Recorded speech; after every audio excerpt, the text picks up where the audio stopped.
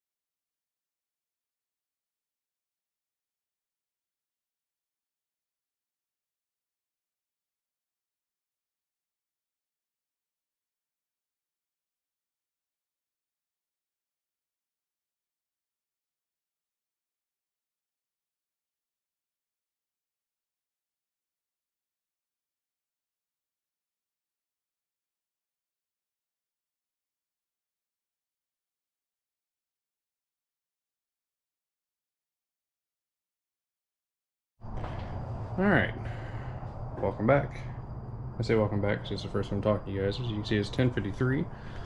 I've been at this for almost exactly an hour. Probably going to call it here for the night. I didn't really plan ahead, so like I started draining my coolant, outside coolant. I just had water in this thing because I knew I was going to be turning it down again. I wasn't too stressed. And I don't know if you guys can see it, but the whole floor is covered in water, and I had to lower the cradle, so I ended up laying in water. I'm soaked. I think I'm just going to be okay with what I've got done for tonight. So obviously we got the blower out, lower intake, fuel rail, valve covers, the AC compressors in the battery tray just to get it out of there, get some clearance, makes it a little easier with the hoses, and I got a nice spot to put my foot. You guys saw me sitting up here. If you're doing an extensive amount of engine work, it's a nice little flat bench for you to sit on so you're not leaning over working on this all the way across the car here. But gaskets and everything look pretty good, which is nice. I would hope they do. They've only got a couple hundred miles on them. Not even. I think they might have 150 miles at most. But yeah, next steps are going to be go through and finish tearing everything apart. Rockers look nice and clean. From what I can see, the cam down through here, cam looks pretty good, so we might try and resell that because we're making, again, build changes. So I'll bring you guys back tomorrow. I'm going to finish packing up my bolts for the lower intake, the supercharger. Make sure you put things in Ziploc baggies and label them. You guys can't see the writing. There you go. Top bolts, rad holder.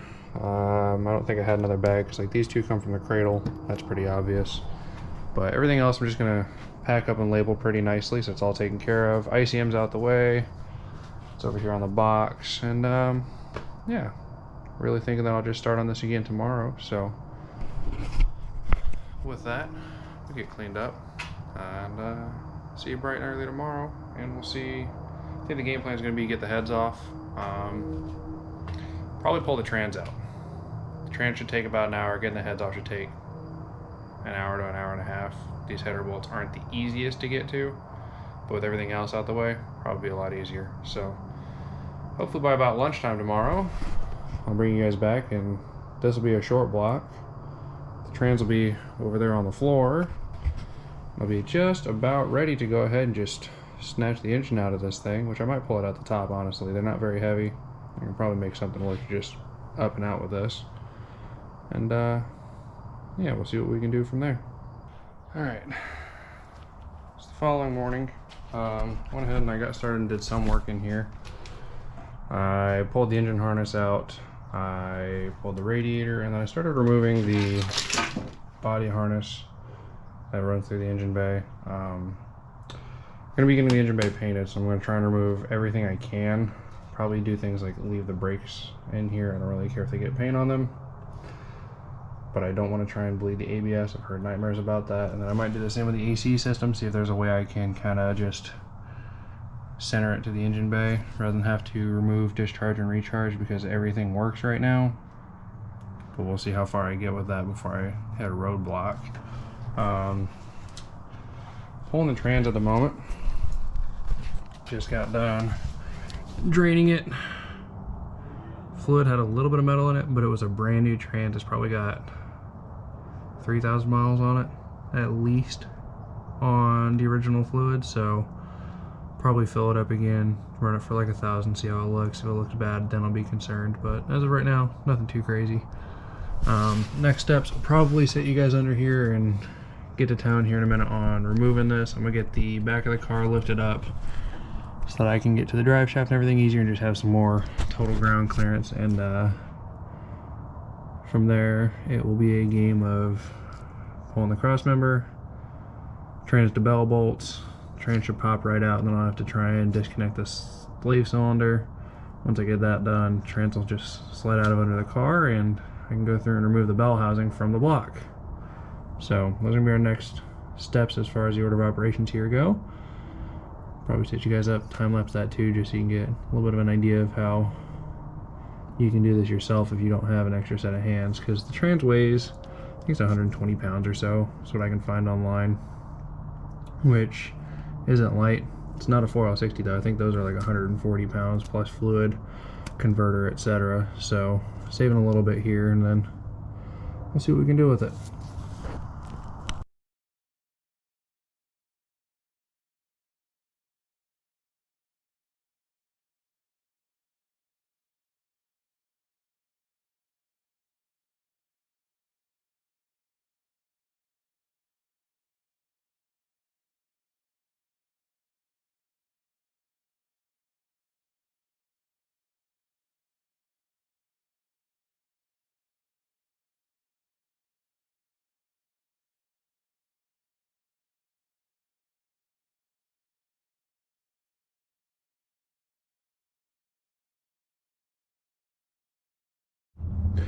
Alright, so like you guys saw, just went ahead and pulled this. You'll notice in the video that this really dropped on the back end, the tail shaft side. And that's because when I do this, I lower my cross member. The back corner bolts are actually out right now, the front two are in. Some people say it's dangerous. Leave that up to your own discretion. I have done this. I've done this more times than I like to admit. I had the T5 in here and out of here 5 or 6 times. I had hydraulic issues, I had clutch issues with coolant leaks, getting on the clutch itself causing me problems. I had pilot bearing issues, and then I had a couple actual internal transmission issues itself. And then when I put the T56 in here, I had it in and out 4 times, maybe 5 before it was good to go, because my shim distance was wrong, rechecking all my torque specs, and then making sure that the adapter plate for the bell housing in there was bolted flat. So I've done this a lot. I usually just lower the cradle. It makes it way easier to get to all the bolts and just makes your life that much simpler. So that's one thing to keep in mind. Try and keep your brake fluid off the floor. I'm trying to catch it in a cup, but it keeps moving where it's dripping. So I'm gonna try and get that to drip decently now. And the other thing, if possible, some of you guys might have room to do this, some of you might not. My bell housing, I don't have space. If you can get an angle grinder tool on there, this makes it so much easier to push the security ring up here. The security ring on this is almost perfectly sized for this to just fit and push it down. Highly advise doing that over all of the other fighting that you get to do trying to get this in there. Mine is in really bad shape. I'm gonna see if I can get another one of these or replace this line. This line's okay, this is not. So I need to see what my replacement options are there. But yeah, an angle grinder tool can make disconnecting this way easier. Otherwise, looking in here, things like the bell housing look to be in good shape. There's some clutch dust in here, which is to be expected. I've launched it a few times, but it's not terrible. There's also some soot because these donut flanges are trash and they always leak. So I think we're doing all right. Pilot bushing in there also looks pretty good, but I will be replacing it. It's only like $7, so throw a new one in there. Don't be stingy. Starter's been doing fine, so we'll go ahead and pull that. You can see where I clearanced the bell housing there for it. So that's the game plan. I'll continue disassembly. And when I have all this out, I'll probably showcase some of how it all works and how it's done to you guys, just because this T56 swap, I posted about it on Facebook with a few pictures, but they say a picture's worth 1,000 words, and if that's the case, what's a video worth? So I'm gonna get back to work with this. Probably get the bell off. I might leave the clutch on for now, just so I don't have to try and store it and keep it clean. If it's on there, it'll stay cleaner. So yeah, get to work. I'm gonna drag transmission somewhere over out the way. The other thing I'll note, get a speed bleeder. This makes your life so much easier. I literally take the valve here on the end out, put this in a bottle of brake fluid, and then pull vacuum on the reservoir, and it just sucks the fluid all the way backwards up and out. You get a perfect bleed, usually on the first try. Don't even have to pump the pedal. So I advise that. But for now, it's gonna be it. All right, so get you guys back for just a moment. I've removed the cowl, cover, whatever you want to call it. Passenger wiper has to come off to do so. The passenger side of the cowl cover you can remove without that, but to get the driver's side off, you at least have to remove that. So what I did is I just took a screwdriver and I tapped it between the bottom of the arm and where it mounts there, and it just popped it off. Because the bottom of the arm sits just above this flat here, so you can actually see my scratch mark there. But I just put it in there, tapped it in, it popped it off. Driver one, not having much success with, but I was able to get my hand in there and unplug this connector. Kind of sucked, but puts me in a position where I can disconnect that bulkhead there, and I can pull the wiring harness out for the engine bay. I don't know what the label is. It's the chassis harness that goes to the engine bay. So I can pull that. I've got my sub harnesses for my lights in, and then my ABS module. I'm just gonna leave this in here, like I said, because I think after I disconnect here, I can set that way in the center, and it should be out of the way of the paint. And then I might pull my booster, because I'll probably end up replacing this, honestly. It's original to the car, and from what I've heard, it's just a good idea to go and throw new ones in because they feel way better. So I'll probably look at doing that. And from there we start on the motor, which is currently rocked back, as you can see, and it's touching the firewall over here. So we're gonna have to see what we can do to get creative to tilt it up and pull heads off and such, and see where we go from there. All right. Yeah. Welcome back. It is 1:50. We started this morning, I think around like 9. Not sure, I didn't really pay attention, but made some progress. This harness is still in here. I need to pull the brake booster to figure out how to undo the bulkhead here. I'll do that, and then I'll get this harness out, set it aside. The brake master is disconnected from the booster, just so I had some easier access to a couple things and see if I could get that harness out. And the heads are off. Heads, exhaust, well, exhaust manifolds. Got some pace setter mid links over here. Those will be up for grabs here soon, but yeah, got everything apart. Looking in here, the cylinder walls do look a little worn on some of these. There's some light scratching. I don't know how well you guys can see it, but there's some scratching. It doesn't really catch the fingernail. Like my nails go through here smooth. It catches a little bit in there. Same with here. This one's fine, and then cylinder 1's a little bit worse. Cylinder 3 is kind of bad. Cylinder 5 is great though. So yeah, like I said, that's gonna wrap it up for today. I feel like I got some good progress in. Trans is out, like I said. So next step's just gonna be plucking the engine out, popping all the clutch stuff off. I'm gonna throw a new flywheel in here when I do this, just because might as well. No reason to leave something in there that's been abused. And yeah, shouldn't be too whole much more other than just engine out. I might swap the steering rack while I'm doing all this, because I have one in a box over there. The steering rack is a LS ratio. Mine's a little bit of a different ratio, and the angle on it's different. So I got a small bind because I put an LS shaft in. So swapping over will fix the bind. It'll fix my boots that leak. Give me some better ratios. I'm excited for that. But for now, I think that's gonna do it. On the inside, all we did was pop the console out so we take the shifter apart and drop it out. And just pulled the transit over here on the side. Got tick short throw on there, and then almost an inch of shims here that we're using. It's a little bit sketchy, that's what I've been told, but it's been fine so far, so it'll be all right.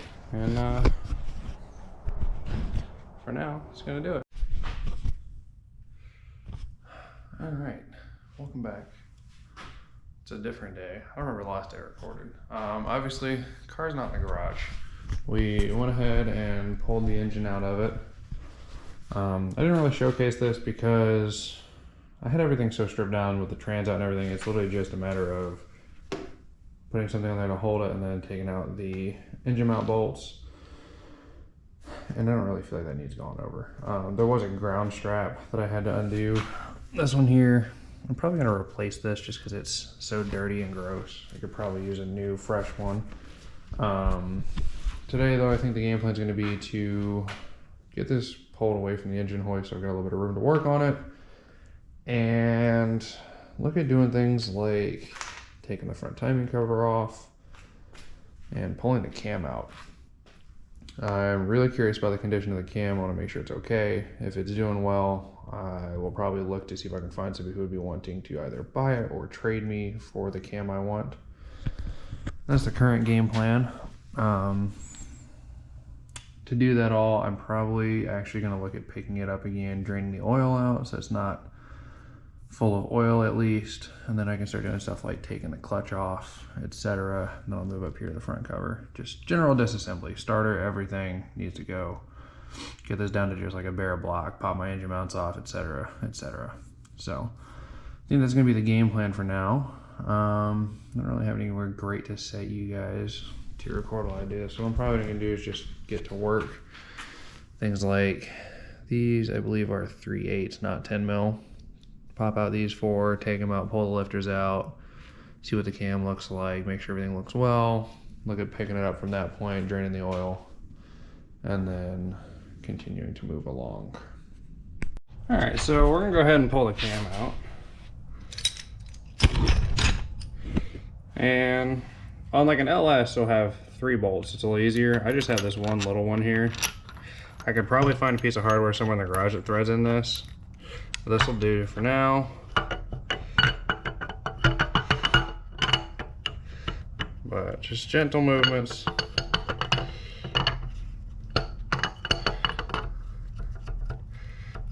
There we go.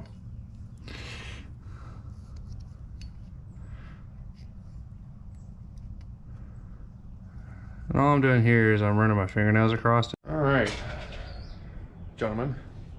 I'd say ladies and gentlemen, but I don't think we have any ladies amongst us. I'm back with an update. The car is gone. It has been taken to the body shop.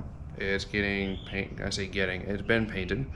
Engine bay is painted. Exterior is painted. Wrapping up a few things on it, and then I'll be coming home. So in the meantime, we've gotten busy.